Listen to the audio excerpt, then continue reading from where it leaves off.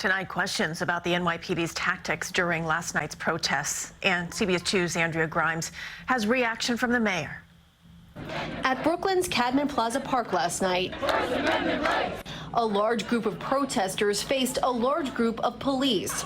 It was after the city's 8 p.m. curfew when the cops moved in. Why? New York City public advocate Jumaane Williams took this video he posted on social media. Yesterday in particular, I was astonished. Literally, people who were nonviolently protesting in the street were shoved, baton pushed. Williams and others, like Tablet magazine journalist Armin Rosen, are criticizing the NYPD's tactics last night.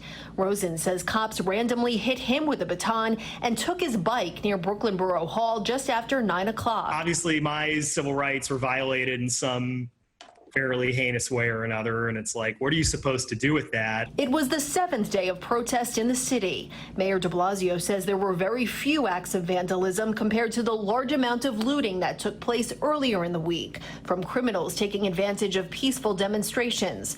De Blasio did not speak to specific videos of police last night, but promised investigations if necessary. If there's anything that needs to be reviewed, it will be. I want to be clear.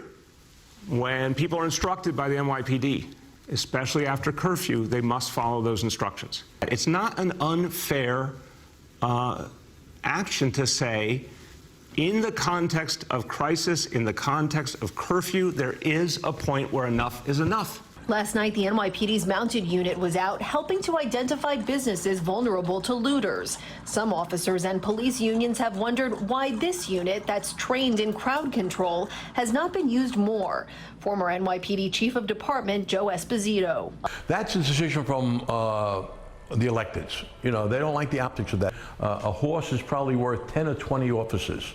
The impact of a horse showing up really gets the demonstrators and the bad guys' attention. This strategy emanates from One Police Plaza, a strategy of care and restraint. Others believe it's not the time to use horses when people are protesting racism and police brutality.